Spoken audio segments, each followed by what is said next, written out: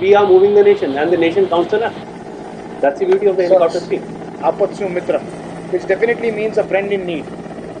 N.A.K. Brown had said during the Uttarakhand floods, he said it very clearly. He said, our rotors will not stop till everybody is safe.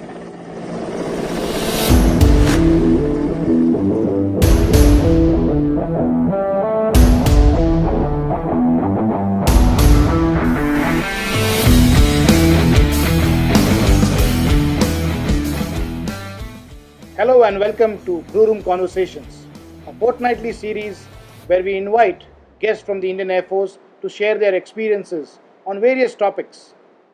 I'm extremely delighted to have one such guest today, and when I decided to have the conversations around helicopter operations, undoubtedly the name that popped up in my mind was of a dear friend of mine, Group Captain Anurag Kumar. Anurag has a great amount of experience in helicopter flying, not only in a specific area of operation, but luckily for him, he's been able to see the entire spectrum of helicopter operations, starting with the training command, going on to become an inspector of the Indian Air Force, and also one of the most coveted assignments is to lead his unit into the Siachen operations. He was the commanding officer of a unit which undertakes operations in the Siachen Glacier. So I'm extremely delighted and pleased to introduce all of you to Anurag Kumar. Welcome to the show, Anurag. Hello Nathan, good morning, and it's been always great to interact with you, and yet another great platform that we have met today to talk on this topic. And the fact that you've chosen me is a rare honor, and I'm so privileged to be here with you today to discuss on this and educate everybody from whatever experiences we have in their life till now. Indian Air Force exists for one reason, that's to fight a war, and helicopter stream there exists as the queen of this battle. They are the foot soldiers, they are the front responder, they are the first responders. So they are always there on time, whether it's or I'll take it from here to another aspect where it says helicopters save lives. That's a civil aviation, everywhere that's a motto, helicopters save lives, including in Air Force. So if a air warrior or a soldier knows that there's somebody who's going to come and pick them up, they'll go full Josh, full bore into the war. So they know somebody look after them, they'll get them back. That's one important part of it. Though that's not the only one I said. We are the first responder when I said that. The Air Force has got a strategic move to take out radars, to take out the enemy aspects of it. So the helicopters out there create that tunnel for them to take out the initial radar, send in the commandos, knock out the initial part of it, air defense, and then let the fighters do the rest of the job, or let the rest of the force come into that. Right. So the first responder works out very fine in the offensive role. That should be very clearly understood, that the battle cannot be fought without the tactical intervention of the helicopters. Sure. Once that is understood, then the other roles which are there on a day-to-day war, when I talk of it, the rains, the landslides, the earthquakes, everywhere, it's a war for the civil population. Yes. And we are the force of the nation. Yes. So therefore, you have to be ready to respond on this day-to-day wars which are happening. Absolutely. To save our own population. So therefore, when you say, when the rotors, the population will stay safe till the rotors are churning. And that paradigm, that thing should be understood, that we are there to take on from search and rescue, flood relief, earthquake relief, any government tasking. Whether you want to move a missile for a launch to the launch station, the helicopters will take it up. You've seen the Chinook's capability. Election Commission. Absolutely, everyone. I mean, you move the currency from RBI from one to the remotest corner is a helicopter. So yes. What else can we say that we are moving the nation and the nation counts on us? Of course. That's the beauty of the helicopter scheme. So I remember, the classical conversation that I always have with a lot of friends. Helicopter motto across Indian Air Force is Apatsu Mitram, which definitely means a friend in need. Absolutely. So if you are stuck at a place, and I have been myself witness to Uttarakhand floods, the Bhuj earthquake, if you are stuck up in a place and the moment you hear the helicopter rotors, the kind of morale boosting that happens for any population is tremendous. And here is where I want you to maybe tell your experiences from what we call today's humanitarian and disaster relief, because I know and you know it for sure that across India, whether it is Northeast or whether it is Bihar floods or the South India, whenever monsoons happen, all of us are on standby. And we are on standby 2 days, standby 1 day, and we are just ready to launch. So in your experience of over 24 years in the helicopter fleet, what has been your most memorable experiences when you went for these kind of missions? Scores of them. I put it like that. That, as I said, that this is one mission for which you are always ready. It's your day-to-day war. You are always on readiness. So every unit CO, flight commander, every pilot is trained from the beginning. He's ingrained that you got to respond like it's like SAR, search and rescue helicopters. Whenever fighter flying is on, you are supposed to be airborne within the next 10 minutes. That's your SOP. So it's the same way. The moment anything happens, you are getting the inputs and you're ready. I've got hordes of experience to share in it, but specifically I can bring out wherein I got involved at a pretty early stage as a helicopter pilot, as a flight lieutenant, 4 years of service. Gujarat floods. Again, Gujarat had that time Narmada Tapi were in spate. 1997 it was. Me had helicopter, and it was terrible floods all over. Surat was almost drowning. Everybody. So we had two helicopters out there. I was operating. Friend Garg was also there too. So we were doing our best to whatever provide succor to the population, dropping food packets and everything what is happening. And those were not the days of GPS and coordinates. Neither mobile phones available. So that part is there. So we used to get the information from the DC that there is a population which is stuck. Go there, do the thing. Somehow the ATC in Daman we were going for refilling. We were low on fuel that time. Daman was the only serviceable airport in that area which was providing fuel, Coast Guard station. So we happened to be going there for refueling. Somehow they got information from some channel. We don't even know not the mobile place. He close to the Narmada Dam, the gate. The person who's there, Mr. Patel, Sanjay Patel was his name, which I got to know from the newspaper articles later, is stuck and he'll be washed up because Narmada is rising very fast and he's operating. He's the one who's operating the sluice gates for operating the dam, and he'll be swept off very soon. All we knew is that it is a Narmada dam, it's a check dam, and you got to pick him up. So we did our own calculation from what the fuel we had and took an estimate position, went to that place, searched around. Yes, in that deluge of water, in that spade, river in spade, we did find out that gentleman who was visibly afraid and I mean you can make out that he knows that he's going to die very soon. And there we reached on top of him. And now we started hovering on top of him. Now it's a huge helicopter, 13-ton helicopter hovering on your head.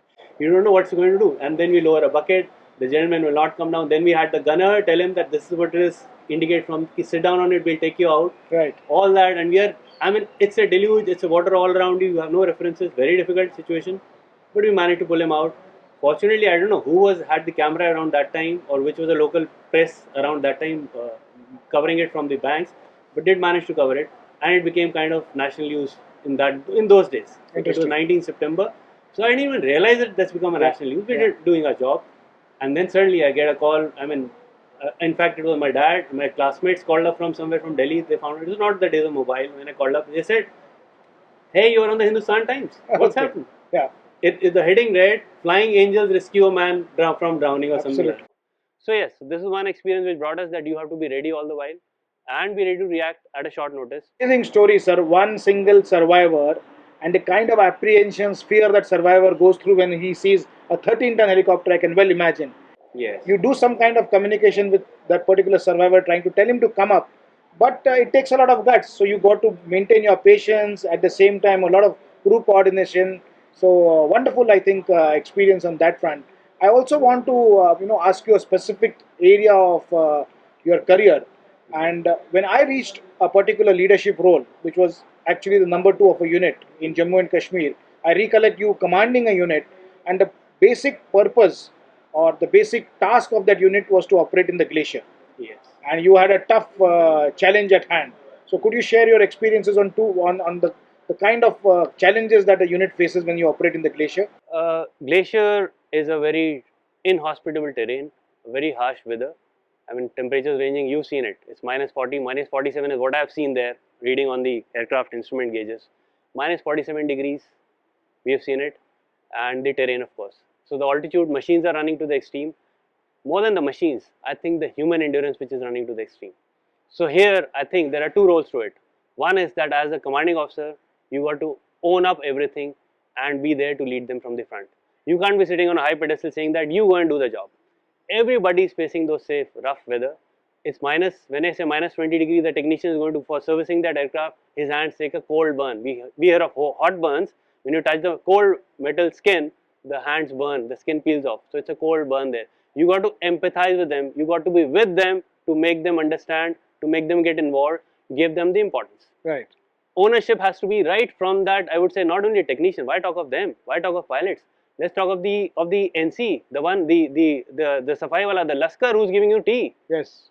He has to get up at 4 in the morning at minus 30 degrees to prepare tea for you.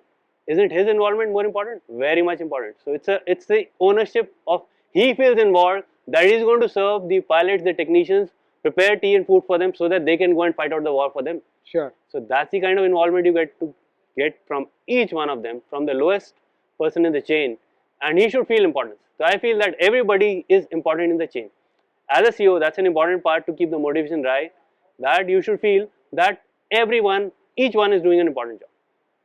For that, the other part which comes with is the transparency, and especially when it's coming to this harsh terrain and harsh weather operations, where the risks are very high, where the life and limb and is at danger all the while. So therefore, the motivation has to be kept high by saying the persons are involved in it, motivated towards it, and are being all the while having an even spread of duties. Very important part of it when I say that. So I started few things when I say that to keep this going in the unit. We had a very clear that we are going to go this month starting from 1st to the glacier. There were complaints of people. I mean, every organization has its people that who do not want to go. Every organization, whenever it's a tough task, people want to shirk away from that duty. Right. So we created a thing like that every section commander, every head, branch head, the flight commander, the technical officer, the administrative guys will put on their list of people who have gone in the last 6 months and the number of days they spent in the glacier. Okay. So everybody knew it for sure. It's a transparent thing, including my data is shown there on the slide. Right. Before going, that this person has gone to the glacier for so many days. Okay. And spent so many days in the base camp, in the Thois and whatever. Yeah. So it's very clear. And now everybody, if he's wanting to sham out or not, either way, his data is being flashed. Very nice. So it's a very clear thing, open and shut case, everybody got to share the duty. Everybody is as important to me in the team to fight that war. Right. I mean, the people are ready to work and share that work if he knows that the other person is on equal load. The people start wavering off if it is any way, either way. So the ownership comes there. The empathy is very, very important for any person in this leadership role. That's what I would like to say. I remember us having conversation some time back when you mentioned that when you were commanding the helicopter training school, and that is classically a place in Hyderabad wherein you have multiple assets, a huge amount of pilot strength, and some kind of activity happened, the Hudhud cyclone, if I'm not wrong. Oh yes, that was unfortunate incident of the super cyclone Hudhud, which came in October 14. It was in fact 10th of October, somewhere around that, Andhra Pradesh, and we attended. So I was told to go and attend a meeting in the evening, and it was a level chaired by the Chief Minister with the Chief Secretary there. So here it is, me attending along with the Chief Secretary, and they gave me the all contact number of the district commissioners that this cyclone is approaching and you got to be there. They knew that this is going to cause destruction. Yeah. So the next day, obviously the cyclone struck in the night as was the rate it was approaching. So here we had coordinated whatever we could from the district commissioners and all. And as I must say that this is the level. Here I was interacting as a task force commander. It was not me flying into it. We spoke of an incident wherein I was actually involved in flying. Sure. Here it is, the task force commander. And this task force commander, the amazing part is what I can tell you, Nitin, is that in the helicopter team, you could be a flight lieutenant, as I was back then in 1997. Sure. Or as a group captain, or whichever task or position you apply, you can be dealing directly with the district administration. Okay. The other one's coordinating. So this part gives you great exposure towards interacting with people and understanding, empathizing with them. So here we were, launched the next day, and guess what? From Rajamundry, the Chief Minister himself, Mr. Chandrababu Naidu, who wanted to travel in the night, could not travel because the roads were destroyed, was on board here with the first helicopter traveling towards Visakhapatnam. Right. On board with us. So here we reached, the city is devastated, ravaged. The cyclone has just flattened. The airport is destroyed, non-operational, no RT available, nothing. So all aircrafts, everybody needs some air traffic control. It's destroyed. Poor Navy itself is not on. It's a naval airfield, but the Navy itself is down. There, everything is down. So here we land there, make him show around that place. He assesses the damage, send him whatever first picture he has, and then we had to get that place operational. We had one C-17 carrying tons of milk packet. I mean, the population is at trouble. Yes. We got to help them out. That's you rising to the nation. The needs of the nation. So therefore, what has been ingrained to me, or to us, I would say, as in the fleet. Yes. What you get to learn there as a flight lieutenant, as a flying officer onwards, is what you got to act at any time. So this is one day's notice. I'm there and thrust directly into the middle of this storm, literally trying to coordinate the activities, and we did whatever we could and got. And in fact, the third day, the Prime Minister also came in for the briefing. Everything was found to be in order, and of course, the rescue part of it, rescuing the civilians and all that was done. Sure. The relief, of course, the state administration part, that takes its time. That takes its time, and you know what happens, sir, is typically in helicopters, we are the first responders. Absolutely. So I always have been saying this, that whatever the nation wants, If you want to drop food packets, it's helicopters. If you want to do aerial recce, it's helicopters. If you want to winch up somebody, it's helicopters. So we actually step up to the requirement of that particular day. And here I'm reminded of a very wonderful quote which previous Air Chief Marshal N.A.K. Brown had said during the Uttarakhand floods. He said it very clearly. He said, "Our rotors will not stop till everybody is safe." So when you hear the rotor's noise coming up, it's such a ray of hope to everybody who stranded there. Absolutely. And that remains a very, very, a kind of a beacon of hope that the rotor hai, iska matlab koi na koi mujhe bachane aayega. So that's great kind of operations helicopters do. One of the things that we commonly share, sir, and that's where our friendship actually started, was that we did this instructor's course together. And after that, you went at a certain place and I was in Air Force Academy. One thing that always intrigues me, or I always find it very, very challenging, is you'll agree with me that to teach flying is definitely challenging. But I'm also wanting to understand from your perspective, when a particular instructor used to say, "Sir, this is my cadet, please check him out for his circuit approach and landing and launch him solo." And now it is your decision whether that particular individual can fly the aeroplane by himself or herself and make it land safely. How does it happen? I mean, what thoughts go through your mind? A very difficult decision, but I summarize it like that the attitude will get you the altitude. The person shows the right attitude, the keenness to learn. I will take the risk. You have to take risks in life to move forward. So you take the risk depending on the right attitude. If the student is keen, showing the right attitude, you can take a risk with him. Then I trust my team, again, of the approach control pilots and all that they'll be able to guide this person with the right attitude to land. Okay. So there's a confidence in the individual, the right attitude for one, right. And secondly, the confidence in my team that, or if I've got any doubt in that case, then I don't leave it to my team, then I go and take the responsibility myself. I'll go and sit for that approach as approach control pilot to guide that guy whom I've sent solo right. to land the first time. So I take the owner's responsibility that time that I can handle it. But I said the bottom line lies with the right trainee attitude being shown. Right. I have a very short story to say about it. Sure. It's not about the final for sending solo. It is a different stage, but tells you what kind of attitude and the person that I'm talking about. Army officer that time, Captain Chaki, training with us. Final test, he was pretty awful, I would say, in flying, as I'd heard. I was going to fly him in the first time. It was his final test, the last which decide, and he had a set of failures earlier. A failure here now would have thrown him out of flying. So his career in flying is finished. Yes, would have got finished had he failed this final test. Okay. So I went for the final test, and I found yes, he is a pretty stiff guy to fly, but he had the right attitude. He wanted to do it. It can be any learning process is dependent. It's not a failure of the training. It's a trainer too. That is an important part of it. Amazing. So maybe the trainer is not able to put in the right word. Maybe it's not gelling. So you separate it out and see it from that viewpoint. And I found that this guy has the right attitude, and let me take a chance, send him through. He went through, and guess what? 6 years later, I get an anonymous number on my phone, and those mobiles are reached in. I got a call, and it's now that time Major Chaki who tells me that, "Sir, I have called you to tell that I have stood first in the flying instructor school for the trust that you repose in me." So here is a man who would have been thrown out of aviation. He's the first #1 QFI qualified flying instructor, reaching the epitome of position just because I felt that he had that. Felt it. So I think that's a combination of a teacher having a gut feel, with your experience, with of course what the cadet is displaying. So a lot of I think a human connect is also required there. So Absolutely. Amazing story, and you had a pretty long tenure as an instructor, and even we've served together where we were the trainers kind of thing. As a commanding officer of helicopter training school, you've been kind of at the apex of the University of Helicopters, as I was to call. You are in a vice chancellor or a dean. So when I'm asking you this question, I want you to throw some light on the fact that when you were the commanding officer of the alma mater, specifically now, as I remember you mentioning that you had certain lady officers who that time were only going to a specific type of helicopters, but you initiated certain processes by means of which they directly went to bigger helicopters. So could you recollect one of those incidences? I put it like that why should we differentiate at all? That's where it thought came to me. Till now, the girl cadets were going into only single engine Chetak Cheetah fleet. I mean, if they are from the same stream, same background, same training, why differentiate there? I mean, it never occurred to me that they are any less. Right. In fact, I put it like that. I didn't go out of way to prove it. I had the best QFI nominated by the entire faculty and all that, and the students nominating it. It was a lady officer, right? Deepika Mishra. Okay. Then among that, one of the QFIs, Khushbu Gupta, landed up being the first QFI operational captain in Glacier. Yes, yes. So if these ladies can do it, do all that and deliver in the harshest of terrain, why can't the cadets go? Right. Why don't you groom them from beginning? Okay. So they are doing perfectly well. I would say, why do you want to look? If I said the name, it's called it a K Gupta, whether it is Keshav or Khushbu, how does it matter? Wonderful. Yes. So that is the spirit that you go about it, and just give them the task. They are equally good.